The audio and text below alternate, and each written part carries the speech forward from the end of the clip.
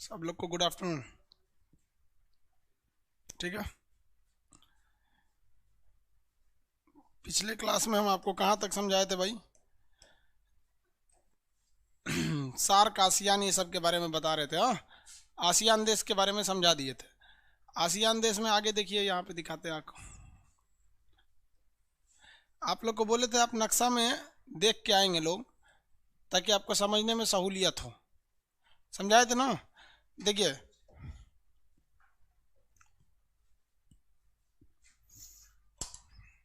सब लोग आ गए ना?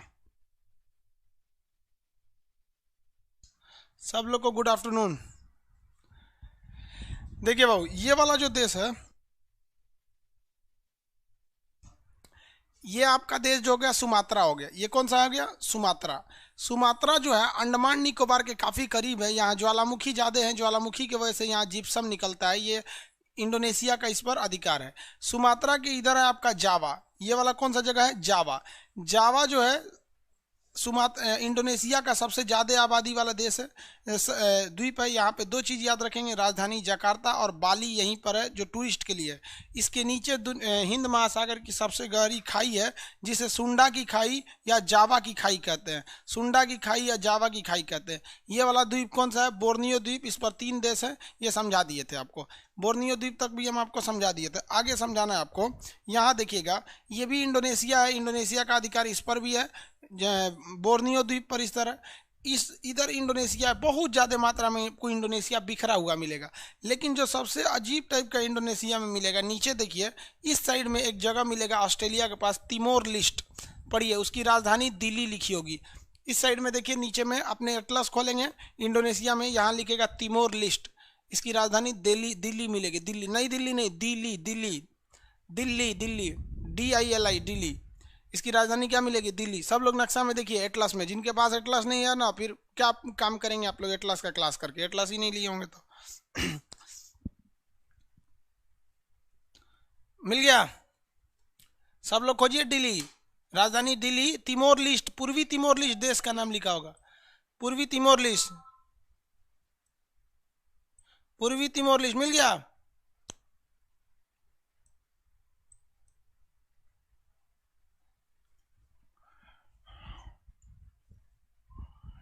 पूर्वी तिमोर लिस्ट मिल गया? नहीं मिला जी? पूर्वी तिमोर लिस्ट ये एक देश है। ये देश है, इसकी राजधानी दिल्ली है। ये देश है, इसकी राजधानी दिल्ली है। ये बहुत ही बड़ा कर्मफोड़ देश था। कर्मफोड़ कैसे था कि इस पे 400 साल तक पुर्तगाल ने कब्जा किया था।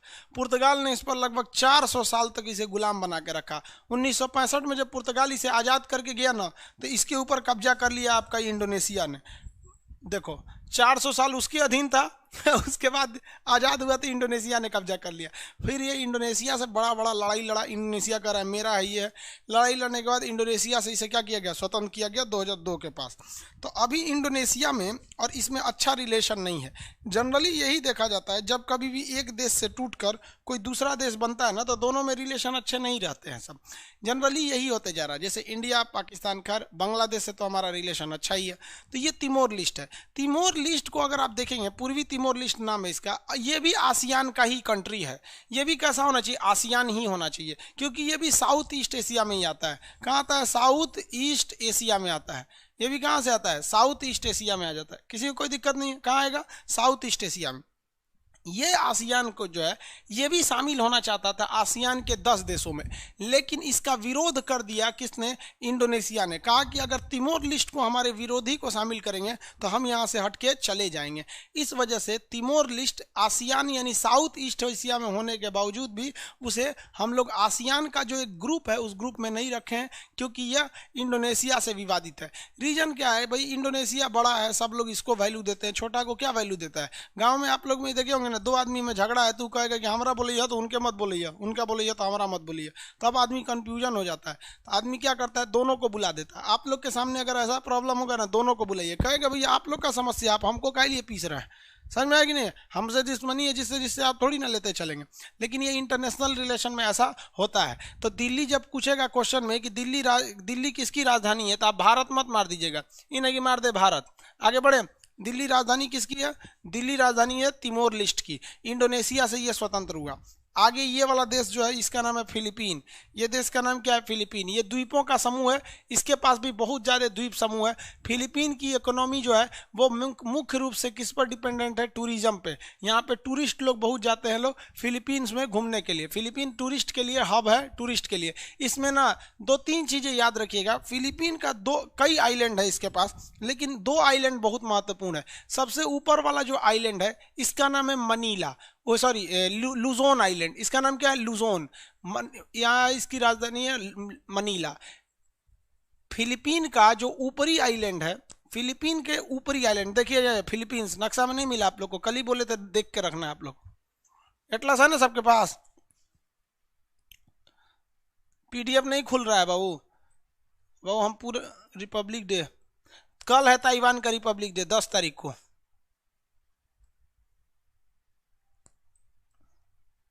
मिल गया ना सब लोग को?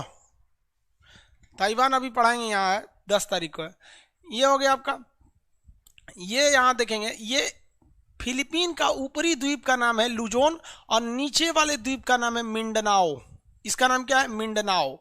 मिंडनाओ। खैर ये मिंडनाओ नहीं भी मिलेगा कोई दिक्कत नहीं है। ऊपर वाला आइलैंड का नाम है लुजोन। इस लुजोन द्वीप पर इसकी राजधानी है जिसका नाम है मनीला। फिलीपीन की राजधानी बोलिए तो मनीला है। फिलीपीन की राजधानी क्या है? मनीला। फिलीपीन की राजधानी मनीला है। कहेगा कि चावल अनुसंधान केंद्र कहाँ है, तो जहाँ कहेगा कि चावल अनुसंधान केंद्र तो आप मनीला मार देंगे तो गलत हो जाएगा। चावल अनुसंधान केंद्र उड़ीसा के कटक में है।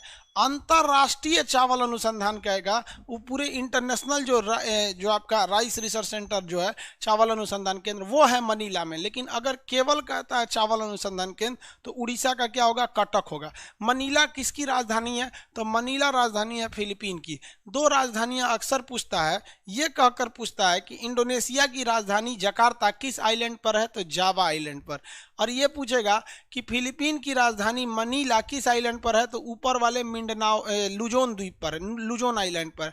इसकी राजधानी मनीला में एशियन डेवलपमेंट बैंक है। मनीला में कौन सा बैंक है? एशियाई विकास बैंक है, एशियन डेवलपमेंट बैंक है। जब देशों को बहुत ज़्यादा पैसे की ज़रूरत होती है, करोड़ों करोड़ों को, तो उसके लिए कहाँ से ला जाता है पैसा? एशियाई डेवलपमेंट बैंक से। किसी को कोई दिक्कत नहीं है? Asian development bank. आगे बढ़े, ये हो गया एशियन डेवलपमेंट बैंक। अब ये नीचे वाला ये तो द्वीप है सब। इससे एक और क्वेश्चन पूछेगा आपका। इस द्वीप जो है मिंडनाओ, इसके नीचे एक बहुत गहरा खाई है, इसका नाम है मरियाना की खाई। फिलीपीन के किस साइड में है? ईस्ट साइड में, पूरब साइड में। हालांकि साउथ और ईस्ट में है तो ये पूरब साइड में है, जिसका नाम है मरियाना ट्रेंच। मरियाना ट्रेंच जो है इसकी गहराई 11,022 है, लगभग 11 किलोमीटर गहरा है। तो दुनिया की सबसे गहरी खाई जो है वो मरियाना की खाई है। मरियाना की खाई प्रशांत महासागर में, इधर वाला सागर जो है प्रशांत महासागर है, जबकि ये वाला जो सागर है वो हिंद महासागर है। तो प्रशांत महासागर की सबसे गहरी खाई मरियाना की खाई। पूरी दुनिया की सबसे गहरी खाई मरियाना की खाई। मरियाना की खाई में भी जो सबसे निचला भाग है उसका नाम है चैलेंजर। जो सबसे निचला भाग है उसका नाम क्या है? चैलेंजर। जैसे जो मरियाना की खाई है वो उसका शेप अगर देखेंगे तो इस शेप में है मरियाना की खाई। ये पूरा का नाम है मरियाना खाई। और इसमें भी जो सबसे नीचे है उसका नाम है चैलेंजर गर्त, चैलेंजर डीप नाम है। तो ये फिलीपीन के किस डायरेक्शन में ये क्वेश्चन पूछा हुआ है? तो मरियाना की जो खाई है वो फिलीपीन के ईस्ट साइड में है। मरियाना की खाई फिलीपीन के पूरब में है। मरियाना की खाई कहाँ है? फिलीपीन के पूरब साइड में। किसी को कोई दिक्कत नहीं है यहाँ में। आगे बढ़ जाए। फिलीपीन से 2 ही 3 क्वेश्चन पूछेंगे, ज़्यादा नहीं। फिलीपीन का ऊपरी द्वीप का नाम है लुजोन द्वीप। लुजोन द्वीप पर उसकी राजधानी मनीला है। मनीला से 2 क्वेश्चन आएगा, अंतर्राष्ट्रीय चावल और एशियाई विकास बैंक। पूरब साइड में आपका मरियाना की खाई है। ये 10 देश को मिला देंगे तो ये हो जाता है आपका आसियान देश। आसियान में टोटल देश 10 आते हैं, लेकिन एक तिमोर लिस्ट है जिसको आपको अलग से पढ़ना है। उसे इंडोनेशिया के विरोध के कारण उसे भारत में आसियान में शामिल नहीं किया जा सका। किसी को कोई दिक्कत नहीं है? आगे बढ़े। चैलेंजर डीप उसी का हिस्सा है। मिंडनाओ मैप में, फिजिकल मैप में मिलेगा। फिजिकल मैप में जब समुद्र पढ़ाएंगे ना तो आपको फिजिकल मैप में दिखाएंगे। अभी ये पॉलिटिकल मैप है। अभी कौन सा मैप है? ये पॉलिटिकल मैप है। आगे देखिए, इसमें अब आपको आसियान देश पूछेंगे तो 10 बता देंगे। कौन कौन है? Myanmar, Thailand, Laos, Cambodia, Vietnam. Myanmar, Thailand, Laos, Cambodia, Vietnam. किसी को कोई दिक्कत नहीं। नीचे में अगर देखेंगे तो Malaysia, Singapore, Brunei, Indonesia, Philippine. Indonesia के विरोध के कारण हम लोग तिमोर लिस्ट को शामिल नहीं कर पाए हैं। तिमोर लिस्ट आसियान में नहीं आता है, इंडोनेशिया इस पर विरोध जताता है। आगे अब बढ़ते हैं लोग चाइना की तरफ में। ये देश समझ में आ गया आप लोग को। एशिया का नक्शा खोलते हैं। अब थोड़ा फिलीपीन और चाइना की ओर देखते हैं लोग। फिलीपीन देख लिए, ताइवान की ओर देखते हैं। पीडीएफ आप लोग का नहीं खुल रहा होगा, उसको टेक्निकल टीम को बोले हैं हैंड, वो लोग कर रहे हैं लोग। जैसे हो जाएगा तो बता देंगे आप लोग को। संभवतः सैटरडे को हो जाना चाहिए। ये हो गया आपका चीन। एशिया का मरीज कहा जाता था किसको? चीन को। एशिया का मरीज किसे कहा जाता है? चीन को। उस वक्त कहा जाता था क्योंकि इसकी जनसंख्या बहुत ज़्यादा थी, इसलिए इसे एशिया का मरीज कहा जाता था। ससुरा एशिया का डॉक्टर हो गया। एशिया का क्या हो गया? डॉक्टर हो गया। देखिए क्या चीन के बारे में अगर आप देखेंगे तो विविधताएं चीन के बारे में बहुत ज़्यादा हैं। क्वेश्चन जो आते हैं सब चीन के बारे में, वो भी आप लोग को ध्यान से देखते रहना है। ये आसियान देश है और ये आपका सार्क देश है। चाइना जो है ना वो ईस्ट एशिया में आता है। किधर आता है? ईस्ट एशिया, पूर्वी एशिया में आता है चाइना। चाइना की जो ज्योग्राफी है वो अच्छी नहीं है चाइना के हिसाब से।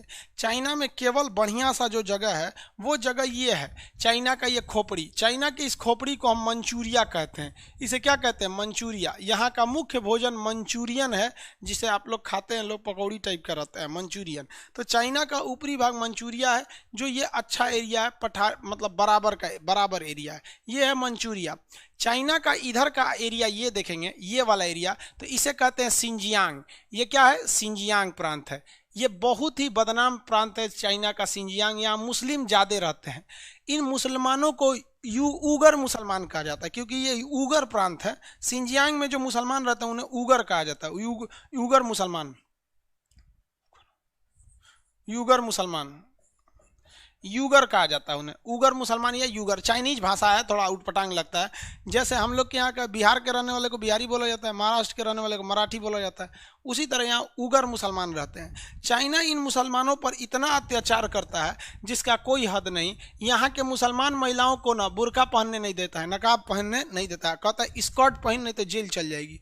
यहाँ के मुसलमानों को दाढ़ी रखने नहीं देता है। कुरान जो होता है ना, कुरान जो धार्मिक किताब है मुसलमानों की, उस कुरान को वो छांट छूट के कहता है हई चीज़ पढ़ो, इसमें हई चीज़ मत पढ़ो। चाइना, पूरी दुनिया का कुरान एक जैसा है, चाहे वो इंडिया से खरीदिए, पाकिस्तान से खरीदिए, कहीं से खरीदिए, पूरी दुनिया का कुरान एक जैसा मिलेगा। लेकिन चाइना में थोड़ा सा अलग मिलेगा। अभी क्या है कि पूरे देश मिलकर, लगभग 22 देश मिलकर इन उगर मुसलमानों पर हो रहे अत्याचार को उजागर करने के लिए क्या किया था? इंटरनेशनल कोर्ट में क्लेम किया, यूएनओ में क्लेम किया, तो पाकिस्तान चाइना को बचाने चला आया। ये इस बात को दिखाता है कि पाकिस्तान जो है वो केवल मुसलमानों का ढोंग पीटते रहता है। चाइना में जरा बोले ना यहाँ पर तो उनको समझ में आ जाएगा। यहाँ पर भारत में कुछ भी हो जाएगा तुरंत बोल देगा कि भारत में ये हो रहा है। भारत में जो सीएए का कानून आया था, एनआरसी तो अभी आया नहीं, आएगा आगे, बढ़ा दिए हैं पॉलिटी में। एनआरसी कुछ नहीं है, बस आडंबर बचाया गया उसको। तो पाकिस्तान बोलने लगा, अरे साले तुम्हें पाकिस्तानों को मुसलमानों की टेंशन है तो यहाँ बोलो ना, यहाँ उघारे घुमा रहा है महिलाओं को यहाँ पर, तब तुमको समझ में नहीं आएगा। बोलो, उठ के चढ़ के मार देगा, शांत हो जाएंगे लोग। तो ये उगर समस्या है। तो चाइना की एक ये भी समस्या बहुत भयानक है। उसके बाद अगर देखेंगे तो चाइना ने ये नीचे का जो एरिया है, इसे चाइना ने जबरदस्ती कब्जा कर लिया। ये तिब्बत का एरिया है। चाइना का ये एरिया किसका है? तिब्बत का एरिया है। तिब्बत को 1959 में चाइना ने कब्जा कर लिया। 60 में एक कम करेंगे तो 59 होता है। 1959 में चाइना ने किसे कब्जा कर लिया? तिब्बत को कब्जा कर लिया। तिब्बत के धर्म गुरु भाग के आए भारत में, जिनका नाम दलाई लामा। वो हिमाचल प्रदेश में अपना धर्मशाला में अपना वो अड्डा बनाए हुए हैं, मतलब वहाँ पे उनका मठ वगैरह है। तो ये तिब्बत है। तो चाइना का ये वाला एरिया कौन सा है? तिब्बत है। तिब्बत को चाइना ने क्या कर लिया? कब्जा कर लिया। हो गया। कितना गंदा देश है चाइना। ज्वालाजीत सिंह, अभी देखते चलिए। चाइना ने किसे कब्जा कर लिया? 1959 में इसे तिब्बत को कब्जा कर लिया। तिब्बत के धर्म गुरु भारत में आए बचाने के लिए, तो भारत ने उन्हें शरण दिया। भारत शरण दे दिया, जिस वजह से चीन ने भारत पर भी हमला कर दिया और उसने अक्साई चीन को ले लिया। ये अक्साई चीन जो लद्दाख का एरिया है ना, इसको भारत से कब्जा कर लिया। वो कब कब्जा किया? तो भारत से अक्साई चीन कब्जा किया 1962 में, 1962 में। 59 में तिब्बत को कब्जा कर लिया। तिब्बती धर्म धर्मगुरु कहाँ है? भारत में। तो तिब्बत के बाद किसे कब्जा कर लिया उसने? अक्साई चीन को। साथ में वो अरुणाचल प्रदेश जो नीचे का एरिया है उसे कहता है कि ये तिब्बत, ये क्या है? दक्षिणी तिब्बत है। क्या कहता है? दक्षिणी तिब्बत है। और चीन के जो पहले राष्ट्रपति थे, जो उसे चीन का निर्माता कहा जाता है, जिनका नाम था माओ, क्या नाम था? माओ त्से-तुंग माओ, उन्होंने फिंगर सिद्धांत दिया था। कहा था कि तिब्बत जो है ना वो हथेली है। तिब्बत क्या है? हथेली है। और इस हथेली की 5 उंगलियां हैं। इस हथेली की कितनी उंगलियां हैं? 5 उंगलियां हैं। एक है लद्दाख जिसे उसने कब्जा कर लिया, एक है लद्दाख जिसे उसने कब्जा कर लिया। यहाँ देखेंगे तो नेपाल है, भूटान है, सिक्किम है और अरुणाचल प्रदेश है। ये सब को कहता है कि वो तिब्बत है। सबसे 5 उंगलियों में एक लद्दाख को कब्जा कर लिया। 2 नंबर पे कहता है कि नेपाल भी मेरा ही। अभी नेपाल को समझ में नहीं रहना, ओली कोई कोई करेंगे जब कब्जा हो जाएगा। उसके बाद कहता है सिक्किम भी मेरा ही है। फिर कहता है भूटान भी मेरा ही है और तिब्बत, ये अरुणाचल प्रदेश भी इन्हीं का है। सब इनके बापे का है। एक्चुअली क्या है कि एशिया में कोई भी पढ़ा लिखा प्रधानमंत्री उतना तगड़ा होता ही नहीं है जो चाइना को जवाब दे सके। अनपढ़ लोग से कितना कुछ होने वाला है। ये समझ में आ गया कि नहीं आ गया? किसी को कोई दिक्कत है? आगे बढ़े। ये वाला एरिया कौन सा हो गया? तिब्बत हो गया। ये और एरिया सिंजियांग हो गया। कौन सा हो गया? सिंजियांग। अब आगे बढ़ते हैं। तिब्बत को कब कब्जा किया था? 1959 में। तिब्बत के धर्मगुरु का नाम दलाई लामा, 1959 में कब्जा कर लिया था। अब तिब्बत, चाइना का इस साइड का एरिया चलते हैं। चाइना में इस साइड में, चाइना का ये जो एरिया है ना, ये वाला एरिया, इसे हम लोग कहते हैं हान चाइना। चाइना का ये एरिया क्या कहलाता है? हान चाइना। ध्यान से समझते चलेंगे। कौन सा चाइना? ये हान चाइना कहलाता है। हान चाइना, चाइना का मुख्य चाइना माना जाता है। चाइना के यहीं के लोगों का डेवलपमेंट है। बाकी चाइना में कहीं भी आपको डेवलपमेंट देखने को नहीं मिलेगा। चाइना में जो आप ब्रिज देखते हैं, रेलवे स्टेशन देखते हैं, बुलेट ट्रेन देखते हैं, वो मुख्य रूप से यहीं पर है। तिब्बत में तो बस सेना रहती है, क्योंकि तिब्बत को इसने तो जबरदस्ती कब्जा किया है, कभी भी वहाँ विद्रोह हो सकता है। तो ये है हान चाइना। हान चाइना के लोग कहते हैं कि असली चाइनीज हम ही लोग हैं, और रियल में यही लोग हैं जो मंडारिन भाषा को बोलते हैं। हान चाइना के लोगों की भाषा क्या है? मंडारिन भाषा। तो यहीं पर चीन की सबसे ज़्यादा जनसंख्या रहती है। यहाँ तो लोग बहुत कम रहते हैं। तिब्बत में पहाड़े भरा है, सेना रहती है। सिंजियांग में मुसलमानों को कूच काच देता है यहाँ पर। ये इसको तुर्किस्तान कहते हैं। तुर्कमेनिस्तान नहीं है, तुर्की भी नहीं, तुर्किस्तान या उगर मुसलमान, या ये वाला एरिया जो है सिंजियांग वाला एरिया है। सिंजियांग हो गया। ये कौन सा हो गया? ऊपर वाला। ऊपर वाला हो गया मंचूरिया। ये मंचूरिया का जो एरिया है, यहीं पर मंगोल वगैरह थे सब पहले। ये यहाँ पर खेती वगैरह अच्छी होती है। हान चाइना में भी खेती बहुत अच्छी होती है। ये रियल में हान चाइना अच्छा है भी है। हान चाइना अच्छा है। अब बाकी बचेंगे। अगर यहाँ देखेंगे तो ये वाला जो एरिया है, यहाँ देख रहे हैं, ये गोबी का मरुस्थल है। पूरा का पूरा क्या है? मरुस्थल फैला हुआ है। गोबी मरुस्थल मंगोलिया में भी है और चाइना में भी है। तो ये यहाँ पर मरुस्थल है जिसका नाम है गोबी का मरुस्थल। कौन मरुस्थल? गोबी का मरुस्थल। अब यहाँ कुछ हो ही नहीं सकता, ये मरुस्थली भाग है यहाँ पर, गोबी मरुस्थल।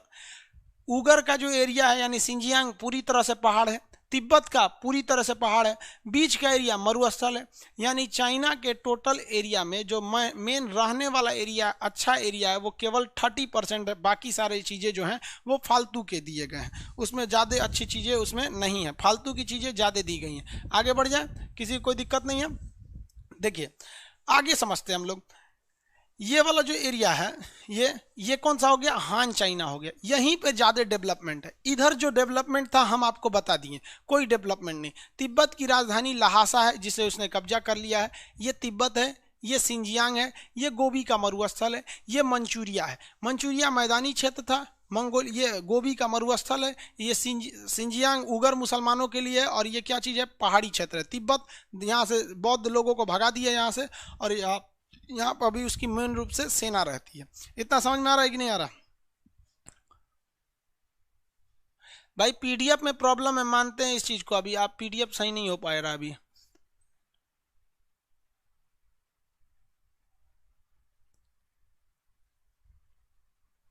नरेंद्र मोदी पढ़े लिखे नहीं है। सुजीत कुमार बोल रहे हैं नरेंद्र मोदी पढ़े लिखे नहीं है। भाई नरेंद्र मोदी का एक 2013 का स्टेटमेंट पढ़िएगा। मीडिया में बोल रहे हैं कि मैं ज़्यादा पढ़ा लिखा नहीं हूँ, 10th तक पढ़ाई किया, उसके बाद पूजे पाठ में लग गया मैं। खुद नरेंद्र मोदी बोले। और 2019 में वो एमए का सर्टिफिकेट दिखा दिया, पता नहीं कैसे। खैर आगे देखिए। पढ़ा लिखे का मतलब क्या? डिग्री वगैरह नहीं ना होना चाहिए भाई। पढ़ा लिखा का मतलब होता है कि भाई आपको एग्रेसिव होने का मतलब है। मोदी जी कितने खतरनाक प्रधानमंत्री हैं सुनिए ना। आप सुनेंगे तो देखते चलिए। चीन का एक राज्य था, चीन में दो पार्टियां थी। चीन का ये वाला एरिया, ये है आपका ताइवान, ये एक स्वतंत्र देश है। ताइवान क्या है? स्वतंत्र देश है। चीन कहता है कि जो भी देश चीन से रिलेशन रखना चाहता है उसे ये मानना पड़ेगा कि हम इस ताइवान को देश नहीं मानते हैं, ये चीन का एक हिस्सा है। ये हर एक देश के प्रधानमंत्री को मानना पड़ता है जब वो वहां जाते हैं। नेहरू से लेकर नरेंद्र मोदी ने इस बात को स्वीकार किया है। और नरेंद्र मोदी तो हद तब पार किया जब तिब्बत की ताइवान की प्रधानमंत्री ने ट्विटर पर नरेंद्र मोदी को happy birthday Indian prime minister Narendra Modi कहा। और नरेंद्र मोदी ने चीन के कहने पर या चीन के दबाव में आकर एक बार रिप्लाई तक नहीं की। समझ में आ गया? ये बात हम यूट्यूब पे बोलेंगे ना तो मोदी जी के बहुते भक्त बैठल ऐसे यूट्यूब पे कमेंटों में करने लगा तो ढेर जानता है, तो आप कोई दिक्कत नहीं है। ट्विटर तो छुपा हुआ नहीं है, आप मोदी जी के ट्विटर हैंडल को जाके देखिए। और ताइवान की जो थी वो प्रेसिडेंट वहाँ पे, उनके ट्विटर को देखिए, मोदी जी को रिप्लाई किए थे। मोदी जी ने एक बार भी नहीं कहा हैप्पी बर्थडे टू यू। और यहाँ पर थोड़े ऐसा थोड़ी है कि भाई अमेरिका में कुछ हो जाए, कहीं भी कोई, वो जानबूझ के थे, उनको ऐसा नहीं, पता नहीं था, लेकिन चीन का दबाव था। ये होता है, उसे ये पता है कि ताइवान उसका है। लेकिन हमारे प्रधानमंत्री चाहे नेहरू हो, चाहे मनमोहन सिंह हो, चाहे नरेंद्र मोदी हो, चीन से जाके ये नहीं कह सकते हैं कि तुम भी साइन करके दो कि अरुणाचल प्रदेश भारत का है और अक्साई चीन भारत का है, तभी हम व्यापार करेंगे। वो साला लिखवा लेता है और हमारे प्रधानमंत्री लिख देते हैं। लेकिन क्या कीजिएगा, हमारे यहाँ जो होती है ना, कुछ भी मत पूछिए भाई, आप प्रधानमंत्री के साथ खिलाफ बोल कैसे दिए? साला तुम एंटी नेशनल कहीं का गोली मार देंगे तुरंत। तुम प्रधानमंत्री के खिलाफ कैसे बोला? आप बताइए तो, आपको कोई बर्थडे बोलेगा और किसी देश का प्रधानमंत्री अगर आपको बर्थडे विश कर रहा है और आप भी प्रधानमंत्री हैं, जबकि ये वही देश है ताइवान ना जिसने कोरोना में सबको फ्री में मास्क बांटा था। यही वो पहला देश है जिसने नवंबर में ही कह दिया था कि चाइना कोरोना फैला रहा है, नवंबर में ही, जबकि दुनिया को पता चला कोरोना के बारे में जनवरी में। दुनिया को तो जनवरी में पता चला, वो भी 31 दिसंबर को चाइना ने बोला, इसलिए कोविड-19 नाम रखा गया। 2019 के आखिरी दिन पता चला, वो नवंबर में बोल दिया। वैसे देश के प्रधानमंत्री लोग को हम लोग विश नहीं कर रहे हैं। गजब हाल है भैया।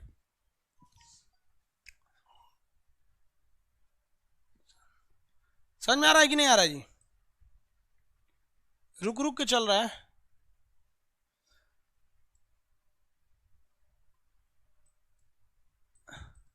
चलिए ध्यान से देखिए, ये वाला एरिया कौन सा है? देखिए ये वाला एरिया ताइवान है। ताइवान के बारे में आगे बताएंगे। अभी चाइना के बारे में दिमाग में ओवरव्यू आइडिया आ गया। उधर का एरिया क्या है? चाइना का मंगोलिया। वो एरिया क्या है? मंगोलिया। ये वाला एरिया क्या है? गोबी मरुस्थल। ये हान चाइना है, ये सिंजियांग है। चाइना इतना समझ में आ गया। अब चाइना के शहरों के बारे में बताएं, कहाँ कौन सा शहर है। ये तो एरिया वाइज हो गया। यहाँ पे चाइना से अगर कहेंगे मुख्य रूप से चाइना किसे कहा जाता है, तो हान वाले एरिया को क्या कहा जाता है? हान चाइना। यहाँ के लोगों की भाषा मंडारिन है। ये इसको मिटा देते हैं, ये दिमाग में अपने आइडिया रखे रहेंगे लोग, इसको समझ में आ गया। इधर कौन सा है? सिंजियांग है। कौन सा है? सिंजियांग। उस साइड में इधर तिब्बत है, कब्जा कर लिया था तिब्बत को। यहाँ पर चाइना में 2-3 शहर ध्यान से देखेंगे। चाइना का ये तिब्बत का शहर है लहासा। तिब्बत का राजधानी क्या है? लहासा। तिब्बत की राजधानी लहासा। तिब्बत के लोगों को भगा दिया तो तिब्बत के लोग बिहार में आ गए। बिहार में आज भी पटना में एक मार्केट लगता है, जिस मार्केट का नाम है लहासा मार्केट। मार्केट का नाम क्या है? लहासा मार्केट। आगे बढ़े, किसी को कोई दिक्कत नहीं। तिब्बत चीन का राजधानी जो है वो बीजिंग है। आप देखेंगे मंचूरिया के ठीक नीचे मिलेगा बीजिंग। नक्शा में देखें, मंचूरिया के ठीक नीचे मिलेगा चीन की राजधानी बीजिंग। चीन की राजधानी क्या है? बीजिंग है। पहले नाम था पेकिंग। चीन की राजधानी क्या है? बीजिंग। नक्शा नहीं है आप लोग के पास? ग्रेट वॉल ऑफ चाइना बता रहे हैं।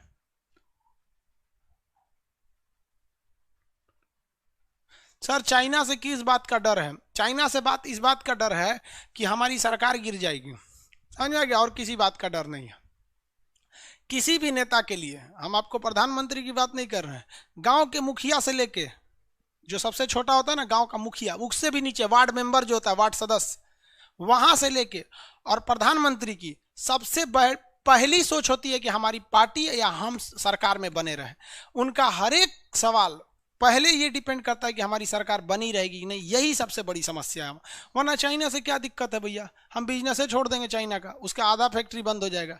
चाइना में जितनी कंपनियां गई हैं, चाइना में वो लोग जाके 17% टैक्स देती हैं, लोग 18% टैक्स देते हैं। हम अपने संसद में संशोधन कर देंगे कि जो भी चाइनीज कंपनियां हैं, स्पेशली जो चाइना से भारत में आएंगी, उन कंपनियों पर हम 2% टैक्स लेंगे, 1% टैक्स नहीं लेंगे। मतलब टैक्स, वैसे भी वो चाइना में है तो कौन सा टैक्स दे रही है, यहाँ आने तो टैक्स दो। टैक्स नहीं भी दोगे तो कंपनियां आ जाएंगी तो रोजगार तो मिलेगा। मोदी जी को सबसे ज्यादा लोग घेरना है तो रोजगार पे घेर लेते हैं, क्योंकि रोजगार ज्यादा दिए नहीं रहे, तो आपको भी लोग रोजगार पे नहीं घेरेंगे। तो गलत नीतियां कर रहे हैं ना आप वहां पे टैक्स फ्री कीजिए, लोग आएंगे। जो आज विरोधी कहते हैं कि मोदी जी रोजगार छीन रहे हैं, कल को वो नहीं ना कहेंगे। आपको पता है चाइना में 2003 की घटना थी, वहां जनसंख्या से ज्यादा रोजगार हो गया था, मतलब जितने लोग थे उससे ज्यादा रोजगार हो गया था, विदेश से मंगाना पड़ा था वहां पर काम करने वाले को। ये हाल हो गया था वहाँ, एक समय ऐसा था वहाँ पर। अभी तो कोरोना की वजह से हर हाल में दिक्कत हो गया। तो ये वाला एरिया कौन सा भैया, बीजिंग है। चाइना की राजधानी क्या है, बीजिंग। आप समुंदर के किनारे देखेंगे तो चाइना यहाँ एक संघाई मिलेगा, नक्शा में देखिए फटाफट आप लोग, एटलस में देखिए संघाई। चाइना का सबसे बड़ा शहर है संघाई। जिस तरह से भारत के लिए समुद्र के किनारे मुंबई है, उसी तरह चाइना का सबसे बड़ा शहर कौन सा है, संघाई है। चाइना का सबसे बड़ा शहर संघाई। लहासा नहीं मिल रहा है सर, लहासा अरुणाचल प्रदेश के ऊपर देखिएगा मिल जाएगा, यहाँ पे भूटान के जस्ट ऊपर लहासा मिलेगा, भूटान के जस्ट ऊपर लहासा मिलेगा। यहाँ पर क्या है, बीजिंग है। और ये समुद्र के किनारे संघाई, देखिए समुद्र के किनारे संघाई। चीन का सबसे बड़ा शहर कौन सा है, चीन का सबसे बड़ा शहर क्या है, संघाई।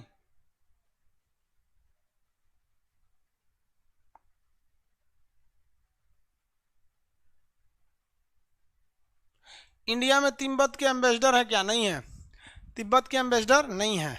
आगे बढ़े, बेचारा ताइवान का तो एम्बेसडर ही नहीं रखे हम लोग, चिल्लाते रह गया ताइवान चाइना के दबाव में आके।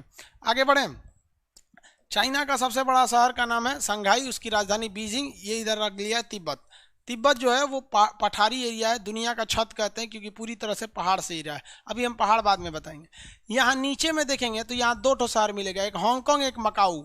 नीचे में देखिए हांगकांग, मकाऊ और हेनान, 3 ठो। हांगकांग, मकाऊ और हेनान 3 ठो लाइन से मिलेंगे सर।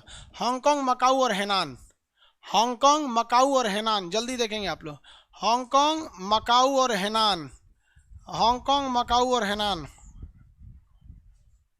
हांगकांग, मकाऊ और हेनान। मिल गया, फटाफट देखेंगे, हांगकांग, मकाऊ और हेनान मिल गया। हान चाइना नहीं मिल रहा है, लिखेगा नहीं ना बाबू हान चाइना, वो आइडिया से लगाना पड़ता है। ये हान चाइना, हान चाइना में ही बीच में है वुहान। ये वुहान से फैला था कोरोना, छोटा पूरा इंडिया को चौपट कर दिया, पूरा दुनिया चौपट किया, इंडिया को कौन सी, वुहान में, यहाँ था वुहान। हो गया। यहाँ कौन सा मिलेगा, हांगकांग, हांगकांग के नीचे मकाऊ, उसके नीचे हेनान। हांगकांग पर पहले ब्रिटेन का कब्जा था, क्योंकि ब्रिटेन यहाँ से अफीम बेचता था चाइना के लोगों को, जानबूझ के अफीम बेचता था, क्योंकि अफीम को उसे फायदा होता था। भारत के लोगों को मार मार के अफीम बोवाता था और यहाँ ले जाके यहाँ के लोगों को अफीम बेचता था हांगकांग। लेकिन हांगकांग को 1997 में चाइना ने अपने कब्जा में ले लिया, अपने कब्जा में ले लिया हांगकांग को। लेकिन हांगकांग के लोगों के लिए उसने वादा किया था इंग्लैंड से कि 50 साल तक इसके मतलब किसी भी व्यवस्था में चेंजिंग नहीं करेंगे, 50 साल तक चेंजिंग। लेकिन वो चाइना 2020 में ही उसमें चेंजिंग करने लग रहा है, 20 साल में ही, इसलिए वहाँ विरोध हो रहा है। जब हांगकांग पर चाइना ने कब्जा किया तो हांगकांग बहुत ही डेवलप एरिया था, हांगकांग की सारी कंपनियों को लग गया कि चाइना हमारे ऊपर कब्जा कर लेगा, इसलिए यहाँ से कंपनियां लगी भागने के लिए। तो इसी बीच फायदा उठा लिया यहाँ यूएई एक देश है, ये हांगकांग की सारी कंपनियों को कहा कि आप हमारे यहाँ आ जाइए। तो वहाँ की सारी कंपनियां हांगकांग छोड़कर कहाँ चली गई, यूएई चली गई। आज दुबई देखिए कितना डेवलप है, दुबई के बारे में पूरी दुनिया में चर्चा होती है। जबकि हांगकांग में जब यहाँ पे चाइना का कब्जा नहीं था, जब ये ब्रिटेन का था, तो दुबई किसी काम का नहीं था, दुबई में कोई डेवलपमेंट था। लेकिन आज दुबई देखिए कितना बेहतरीन है। और हम हिंदुस्तान वालों को देखिए, हम लोग उनको लिए अंडमान निकोबार नहीं दे सकते थे, खाली ये ना था। यहाँ विशाखापट्टनम ले आ देते, चेन्नई ले आ देते, कहीं पे भी ले आ देते, तो उन लोग के लिए तो ज़्यादा फायदा था। लेकिन वो कहाँ चले गए लोग, यूएई चले गए लोग, और इतना बढ़िया मौका गंवा दिए हम लोग। अभी भी कोरोना के बीच में हम लोग ऑफर नहीं दे रहे हैं, सीधा ऑफर दे दीजिए 0% जीएसटी, आ जाइए इंडिया में। तो हांगकांग पहले किसका था? ब्रिटेन का, अभी किसका हो गया है? चाइना का हो गया है, चाइना का हो गया है। इस पर पहले कब्जा किसका था? मकाऊ का था। मकाऊ जो है वहाँ पर पहले पुर्तगाल का कब्जा था, पुर्तगाल से वहाँ पर आज़ाद करके पुर्तगाल से इसे किसका हिस्सा बन गया है? अब ये चीन का। तो ये रियल में ही चीन का है भी, हांगकांग भी उसी का है और इसका भी है, इसके लिए कोई दिक्कत नहीं है। लेकिन जो तुम इधर उधर उल्टा सीधा कब्जा कर लिया हो, इसके लिए दिक्कत है। तो हांगकांग अभी बहुत ही ज़्यादा डेवलप है। हांगकांग में दो तरह का नियम लगता है, एक ब्रिटेन का नियम, वो इसी शर्त पे आज़ाद किया था कि 50 साल तक इसमें कोई छेड़छाड़ नहीं करोगे, और ये एक मकाऊ है, इस पर पुर्तगाल का अधिकार था। उसके नीचे हैनान है। हैनान तो ओरिजिनली चाइना का ही है। हैनान, हैनान जो है चाइना की नौसेना का सबसे बड़ा अड्डा है हैनान, कल भी बताए थे हैनान के बारे में। तो चीनी नौसेना का सबसे बड़ा अड्डा हैनान। मकाऊ जो है वो पुर्तगाल का था, वर्तमान में किसका हो गया है? वो चीन का हो गया है। हांगकांग जो है वो ब्रिटेन का था, अभी चीन का हो गया। मकाऊ में दुनिया में, एशिया में सबसे ज़्यादा जुआ का अड्डा, कसिनो, डिस्को बार, ये सब कहाँ पे है? सब मकाऊ में स्थित है सब। तो ये आप शहर के बारे में देख लिए, चाइना के ये मेन शहर थे सब। सबसे बड़ा शहर संघाई, राजधानी बीजिंग, तिब्बत यहाँ पर है, लहासा है। हांगकांग चाइना ने ले लिया है किससे? ब्रिटेन से। और मकाऊ किससे ले लिया है? पुर्तगाल से। हैनान उसकी नौसेना का अड्डा है। अब थोड़ा सा पहाड़ी एरिया देखते हैं, उसके बाद पहाड़ के बाद नदियां देखेंगे लोग, किसी को दिक्कत नहीं ना?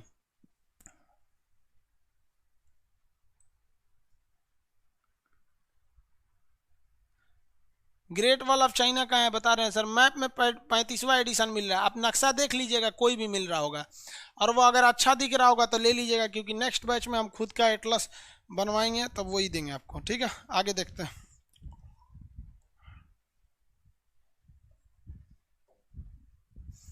देखिए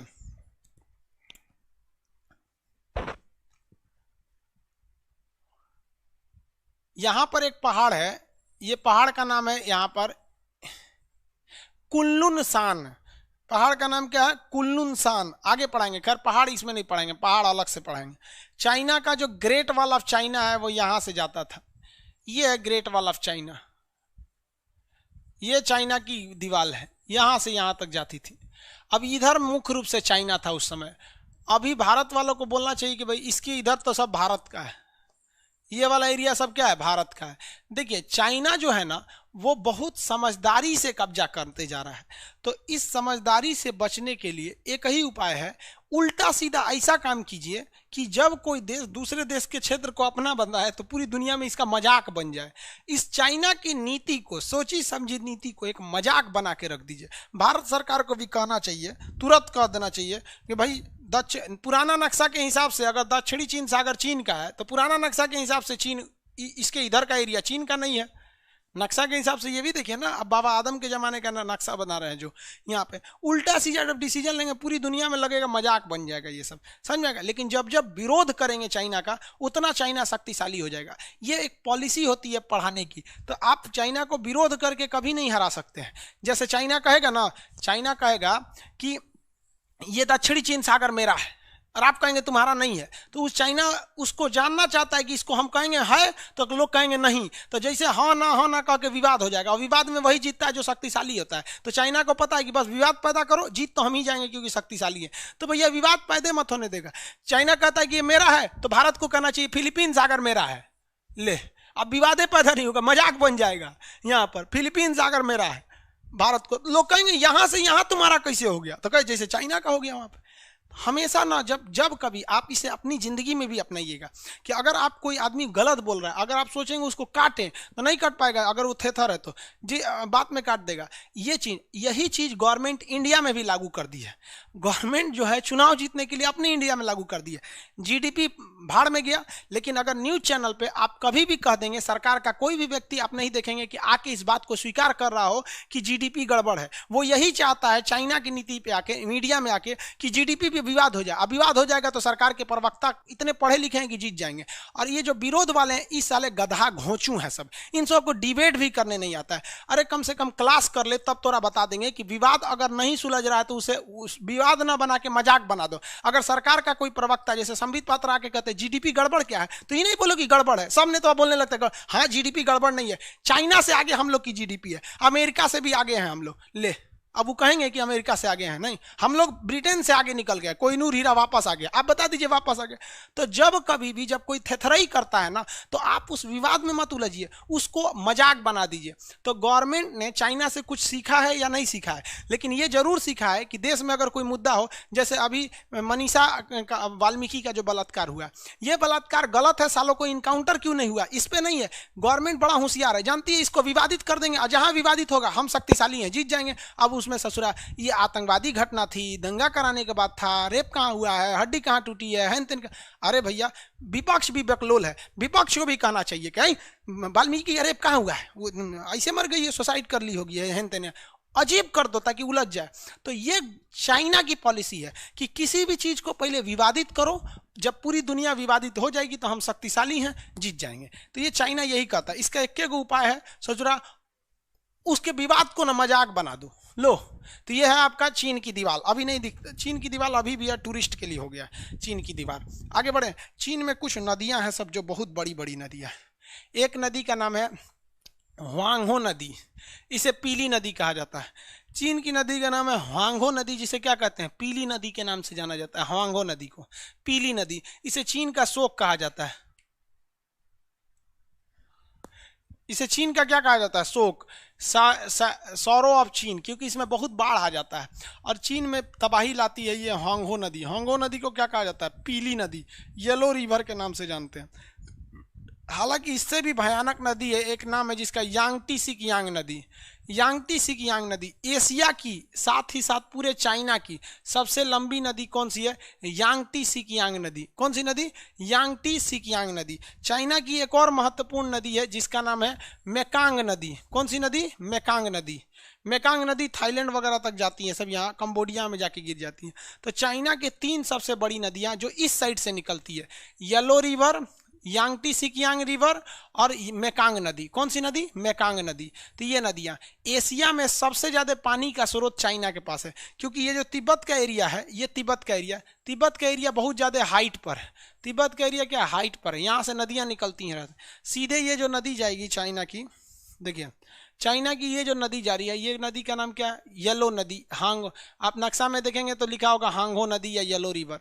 उसके नीचे अगर ये देखिएगा तो ये नदी कौन सी है भाई, ये वाली नदी जो है आपका चाइना में, ये नदी का नाम है आपका यांगटी सिकियांग नदी। नीचे वाली नदी का नाम क्या है, मेकांग नदी। नीचे वाली नदी का नाम मेकांग नदी। ऐसे यहाँ 3 नदियां हैं, उसी तरह इस डायरेक्शन में भी 3 नदियां हैं। इस डायरेक्शन में अगर देखेंगे तो 3 नदियां। यहाँ एक झील है जिसका नाम है मानसरोवर झील। शंकर जी यहीं कैलाश पर्वत पर थे। मजाल किसी का कह दे कि चाइना हम शंकर जी का कैलाश पर्वत लेकर आएंगे, पूरी दुनिया को पता है कि शंकर जी किस पर्वत पे रहते थे, कैलाश पर्वत पे, मानसरोवर में जाते हैं आराम से, मानसरोवर यात्रा, कैलाश यात्रा। एक बार भी बोलिए ना, विवाद पैदा कर दीजिए कि हमारा धार्मिक स्थल है, अगर तुम्हारा है तो तुम्हारे धर्म के लोग पूजा क्यों नहीं करते हैं। समझ में आएगी नहीं, नहीं अरे चाइना है ना, डर जाएंगे, अरे चाइना चाइना बकलोल। यहाँ मानसरोवर झील है, यहाँ से 3 नदियां निकलती हैं, एक सिंधु, एक सतलज और एक ब्रह्मपुत्र। सिंधु सतलज जाके आपस में एक में मिल जाती है। तो ये कौन सा है, सिंधु सतलज ब्रह्मपुत्र, सिंधु सतलज ब्रह्मपुत्र, सिंधु सतलज और ब्रह्मपुत्र। एशिया में जितनी बड़ी नदियां हैं सब चाइना से निकलती हैं। चाइना अगर सारी नदियों पे चाइना ने बांध बना के रख दिया है। अगर 6 महीने तक बांध के पानी को रोक के अचानक फाटक खोल देगा ना तो पूरे देश में बाढ़ आ जाएगा, पूरे एरिया में क्या आ सकता है, बाढ़ आ सकता है। ये एरिया हो गया आपका कौन सा, सिंधु सतलज, ये ऊपर वाला सिंधु सतलज, ये वाला ब्रह्मपुत्र। ये कहाँ से निकलती है, मानसरोवर झील से। कहाँ से, मानसरोवर झील से निकलती हैं। ये ऊपर वाली इस नदी को देखेंगे तो ये पीली नदी या हांगहो नदी, ये वाली यांगटी सिकियांग नदी, और ये वाली नदी का नाम क्या है, मेकांग नदी। कौन सी नदी, मेकांग नदी। थाईलैंड, कंबोडिया, वियतनाम, ये सब, वियतनाम में तो नहीं जाती है, लाओस तक जाती है। ये चाइना की नदियां हो गई सब। समझ में आ गया कि नहीं आ गया। चाइना का सबसे बड़ा शहर। चाइना ने क्या किया, इतना डेवलप कैसे हो गया, चाइना ने ओपन मार्केट पॉलिसी अपनाया। पूरी दुनिया के लोगों से कहा कि देखो आप लैपटॉप बनाते हो, कुछ भी बनाते हो, बनाते तो एक ही देश में हो, बेचते हो हर जगह। अगर तुम जाओगे अमेरिका में, तो अमेरिका में एक लेबर का जो एक दिन का खर्च है वो 2,000 रुपया है।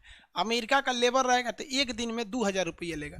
चाइना कहता है हमारे यहाँ आओ, हम एक लेबर तुमको 200 रुपया में दे देंगे, 200 रुपया एक दिन का देना लेबर दे देंगे। तो कंपनियों ने देखा कि चलो हम अमेरिका में प्लांट डालेंगे तो लेबर खर्चा एक दिन का 2,000 है, उतना 2,000 में तो हम 10 गो लेबर चाइना में रख देंगे। और चाइना ने ऑप्शन दिया है कि अगर कोई लेबर काम ठीक से नहीं करता है ना, आप एक बार रिपोर्ट दीजिए, मोकरा भगा के दूसरा भेज देंगे। तो चाइना का हर आदमी पंक्चुअल है टाइम से, और हिंदुस्तान का कोई आदमी पंक्चुअल नहीं है। सरकारी नौकरी वाले इतना ज़्यादा कोढ़िया किया है साहब कि इस देश को तो 2 गो चौपटे किया सब, एगो नेता एगो सरकारी नौकरी वाले। और जब सरकारी नौकरी को प्राइवेट करेंगे मोदी जी ना, तो सब प्राइवेट वाला चिल्लाएगा सब सरकारी वाला कि हमको प्राइवेट कर रहा है। अरे तू करता क्या है, तुमको एगो सैलरी चाहिए, उस पे से घूस चाहिए, और नहीं तो काम अटका देंगे सब। उल्टा से एगो पेपर अटक गया कोई दिक्कत नहीं। आपको अगर एग्जांपल देखना है तो स्टेट बैंक में आप खाता खुलवाइए, देखिए नानी मर जाएगी खाता खुलवाते खुलवाते, और जाके एचडीएफसी या किसी प्राइवेट बैंक में खाता खुलवाइए, उसको कुछ नहीं, बस अपना आधार कार्ड फोटो दे दीजिए, घरे आके खाता खोल देगा। लेकिन वो नहीं खोलते हैं सर। जब यही मोदी जी कहेंगे कि एसबीआई को प्राइवेट कर देते हैं तो एसबीआई वाला चिल्लाएंगे सर काहे प्राइवेट कर रहे हो। अरे भैया तुम्हारे वजह से जनता है। यही वजह है कि जब कभी सरकारी चीज़ों को मोदी जी प्राइवेट करते हैं तो कोई पब्लिक साथ नहीं देने जाती है। वही लोग इसका विरोध करते हैं जो सरकारी नौकरी करना चाह रहे हैं या ऑलरेडी सरकारी नौकरी में है। आप लोग को भी कहते हैं जिस दिन जॉब लगेगा ना, आप लोग खुद बचा सकते हैं। ऐसा काम कीजिएगा कि लोग कहें कि नहीं सरकारी तो अच्छा है, काहे लिए इसको प्राइवेट कर रहे हैं लोग। लेकिन जनता का, मोदी जी इसको पकड़ लिए हैं कि जनता का समर्थन नहीं है सरकारी वालों को। एक बार नौकरी मिल गया कौन पूछता है काम को। चाइना में ऐसा नहीं है। चाइना में अगर आप काम नहीं करेंगे अच्छा से तो भगा देगा आपको, आप खटते रहिए। तो देखा गया कि वहाँ चाइना में डिसिप्लिन बहुत ज़्यादा है। अगर वहाँ किसी वर्कर को बुला दिए 8 बजे तो वो 8 बजे आएगा। यहाँ किसी मजदूर को 8 बजे बुलाएंगे तो 9 बजे आएगा, आधा घंटा ले खैनी लगाएगा। हाँ काम है ना, हाँ हाँ लीजिए आप भी खाइए, आप भी खाइए, हाँ 9 बजे। साला जब वो आएगा ना तो उसको अपना टाइमिंग नहीं दिखेगा कि हम 8 बजे की जगह 10 बजे आ रहे हैं। और जब उसको जाना होगा 5 बजे ना, तो 4 बजे से कपड़ा वपड़ा हाथ धोना तैयार करें, मतलब उसको जाने का टाइम हुआ दिखेगा, आने का नहीं दिखेगा। तो हर जगह यही चीज़ें चाइना ने कंट्रोल किया जो दुनिया में अन्य जगहों पर हो रही थी। पूरी दुनिया के लोगों को कहा कि देखिए आपके यहाँ मजदूरों की ये समस्या है, ये है, आपको मजदूरों की शिकायत करना है। हमारे यहाँ कोई मजदूर शिकायत करेगा हम गोली मार देंगे उसको। वहाँ 10-15 को मजदूर को गोली मारा, बाकी कोनो मजदूर शिकायतें नहीं करता, आएगा टाइम से, काम करके टाइम से चल जाएगा यहाँ पर। ये देखा विदेशी कंपनियों ने तो चाइना में चली गई। चाइना ने कहा कि आप टेंशन नहीं लीजिए, हम आपको सड़क देंगे, आपको कहीं जाम हम नहीं फंसेगा। हिंदुस्तान में अगर सुधा दूध वाला आ रहा है ट्रक लेके, जाम में फंस जाएगा उसका 3 घंटा, गांधी सेतु पुल पर उसका आधा दूध ट्रके में फट जाएगा वहाँ पर। जा यहाँ पे चाइना का ये सब समस्या नहीं है, हम आपको इकोसिस्टम देंगे, हम यहाँ पर 1 नंबर व्यवस्था देंगे। यहाँ कोई लेबर यूनियन नहीं होगा। हमारे यहाँ कोनो लेबर को कोई सस्पेंड कर दिया, हमारी मांगे पूरी करो, हड़ताल मारो, फैक्ट्री जला दो, ये कर दो, मारा चाइना धज्जी उड़ा के रख दिया। तो कहीं ना कहीं अपनी बर्बादी के लिए हम लोग भी जिम्मेदार बन जाते हैं।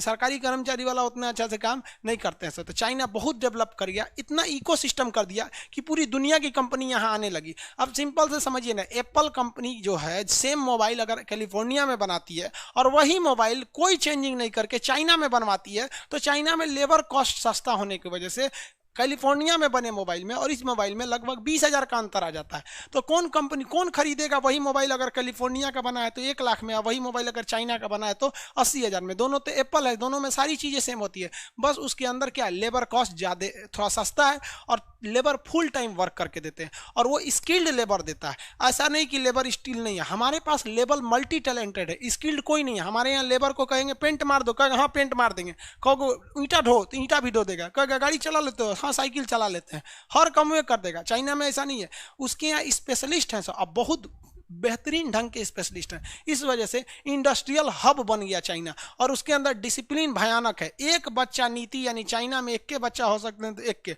और हमारे यहाँ तो होने दो ससुरा, कोई दिक्कत नहीं है, पैदा करते रहो। महिलाओं ससुरा लोल हैं, ओकनियों के अच्छा लगता है 8-8 गो पैदा करना वहाँ पे। उसके बाद कहीं से बीमारी हो गई लो, हमारा यूटरस खराब हो गई, बच्चेदानी के ऑपरेशन करी लो, रे लोल कहीं का, तू फैक्ट्री बनैले तो का पूछेगा कोई यहाँ पर। लोल तो वो होती है सर ना महिलाएं, सब सीधे कह देंगी सर नहीं बच्चा होगा। कौन जानता है, पति गया ऑफिस में, एगो दवाई खा लो, बच्चा खत्म कहानी यहाँ पे ना। हमारा बाबू अपने मजा आता है इतना लेके ढोले में, तो क्या कहेंगे वहाँ पे। समझिए यहाँ ध्यान से। तो चाइना बहुत ज़्यादा स्ट्रिक्ट रूल होने की वजह से फॉलो हो गया, और हमारे यहाँ ऐसा नहीं। दूसरा, चाइना में चुनाव उनाव का झमेला नहीं है, वहाँ एक ही पार्टी है और 10 साल के लिए चुनाव होता है। हमारे यहाँ सबसे बड़ी समस्या कि एक बार चुनाव होगा प्रधानमंत्री का और हर साल चुनाव होते रहेगा मुख्यमंत्री के लिए। जैसे देखिए अभी बिहार में हो रहा है, अगली बार कहीं और होगा, अगले साल कहीं और होगा। तो हमारे यहाँ के नेता 4 साल में 5.5 साल तो चुनाव में बिजी रहते हैं सब। तो इसलिए डेवलपमेंट का एक और रास्ता कम होता है। वरना अगर ऐसे देखिएगा तो चाइना के पास इतने ज़्यादा चैलेंजेस थे कि इतना पहाड़ है चाइना में, केवल 30% ज़मीन ही उसके पास रहने के लिए, लेकिन इसके बावजूद दुनिया में सबसे ज़्यादा अफीम, चाय पत्ती, चावल, सब्जी, मतलब जितना चीज है सब में धीरे धीरे कौन आगे जा रहा है? चाइना जा रहा है। और हम लोग टुकुर टुकुर मुंह देख रहे हैं। नेतृत्व का भी कमी होती है, कुछ अपने स्ट्रक्चर में भी थोड़ा सा कमी है। आई होप इसको समझे होंगे आप लोग। क्या कमेंट कर रहे हैं आप लोग? मैप का पीडीएफ देखेंगे बाबू, जल्दी जल्दी ठीक कराएंगे। सरकार को सबसे पहले प्राइवेट होना चाहिए। एक बात बताएं आपको, सबसे बड़ा लापरवाही पब्लिक की होती है। अगर कोई आदमी को सरकारी नौकरी मिल गया ना, तो जाते कहेगा आप साला कौन हमको निकाल सकता है। अब प्राइवेट में जाते सर बैठिए बैठिए बैठिए तुरंत यहाँ पे। तो दुनिया में चाहे वो नौकरी हो, चाहे कर्मचारी हो, या टीचर हो, या दोस्त, परिवार, पति पत्नी, कुछ भी हो, रिश्ता चलता है केवल 3 चीज़ों की वजह से। एक होता है आपकी इंसानियत, सबसे पहला होता है आप में ह्यूमैनिटी होनी चाहिए, इंसानियत होना चाहिए। एक इंसानियत होती है। दूसरा क्या होती है इंसानियत के बाद? डर होना चाहिए, आपके अंदर हमेशा डर बना होना चाहिए। और तीसरा होना चाहिए जरूरत। तीसरा होना चाहिए जरूरत। जिसको हिंदुस्तान में सरकारी नौकरी हुआ, इंसानियत खत्म, इंसानियत खत्म। सरकारी नौकरी वाला केवल एक आदमी से डरता है, वो नेताओं से। वो आते गरिया करे साला हरामी, अबे तोरा सस्पेंड करा देंगे, तुरंत वो डर जाएगा वहां पे। उनके सरकारी नौकरी हुआ, ज्वाइनिंग से पहले साले का इंसानियत खत्म हो जाएगा। कहेगा हम सरकारी नौकरी में हैं, सरकारी नौकरी। और सरकारी नौकरी इसीलिए कहते हैं कि उसमें डर नहीं है कि कोई हमको निकालेगा, और टेंशन नहीं है कि सैलरी, महंगाई में सैलरी बंद हो जाएगा। अच्छा करो तब वो उतने सैलरी, कम करो उतने सैलरी, नहीं करो उतने सैलरी। साइड से आपको क्या होना चाहिए यहाँ पे? प्राइवेट नौकरी वाले क्या करते हैं? सब कुछ नहीं करते हैं सब प्राइवेट नौकरी। वो डर बना के रखते हैं सब, और जरूरत बना के रखते हैं सब। प्राइवेट नौकरी वालों को अगर 20,000 रुपया सैलरी देना है ना, तो कभी भी 20,000 नहीं देंगे सर। सैलरी देंगे सर 10,000, और कहेंगे सर अच्छा काम करेंगे ना तो ये 10,000 दिया जाएगा। इसे कहेंगे सर इंसेंटिव है। तो आदमिया ना कमवा कहता साला खराब करेंगे तो 10,000 मिलेगा, बढ़िया करेंगे तो ये। और सरकारी नौकरी वाले एक और हचाक दे ले जाइए, ये समझ में आया कि नहीं? चाइना यही कहता है। चाइना के यहाँ सैलरी ये नहीं है, चाइना के पास इंसेंटिव है। अच्छा काम करेंगे मिलेगा, नहीं तो ऐसा भी हो सकता है 1 महीना काम किए 1 को रुपया नहीं मिला। तो चाइना ने लोगों के एक एक कमजोर नस को पकड़ा, जिस वजह से आज चाइना आगे चला गया। और हम लोग के यहाँ ऐसा नहीं है। समझ में आ रहा है कि नहीं? चाइना कैसे आगे चला गया। आज के लिए इतना ही रहने देते हैं, चाइना के बारे में कल बताएंगे। आप समझ में आ गया? किसी को कोई दिक्कत? आपको न्यूज चैनल में एक बार आना चाहिए। झगड़ा हो जाएगा हमारा न्यूज चैनल वालों से, सब विकल है सब वहाँ पे। हम न्यूज चैनल में जाके छोड़ दिए। आज तक में हम थे, बहुत सारे न्यूज आपने देखा भी होगा, सीधे कहता है सर एक बात बोली ना, सरकार ऐसे कर रही है, आप ऐसे बोलिए ना, लोग आपकी बात मानेंगे। मैं बाढ़ में जो साले तू नहीं तो ऐसे बात मारेंगे यहाँ पे। हमारा सब हम लोग से नहीं हो पाएगा मीडिया उडिया में। क्या है भाई, पीडीएफ की समस्या है। पीडीएफ को हम देखते हैं बहुत जल्दी से जल्दी हम कोशिश करेंगे। ठीक है, बीच वाली नदी नहीं मिल रही है, खोजेंगे लोग तो मिल जाएगा। एक बार अस्थिर से बैठ के चाइना खोजिएगा। इस 6 क्लास के कौन स्टूडेंट एडमिशन लिए हैं? करेंगे sir I am in 6 class है। भाई आप 6 क्लास में अभी अभी क्या पढ़ रहे हैं?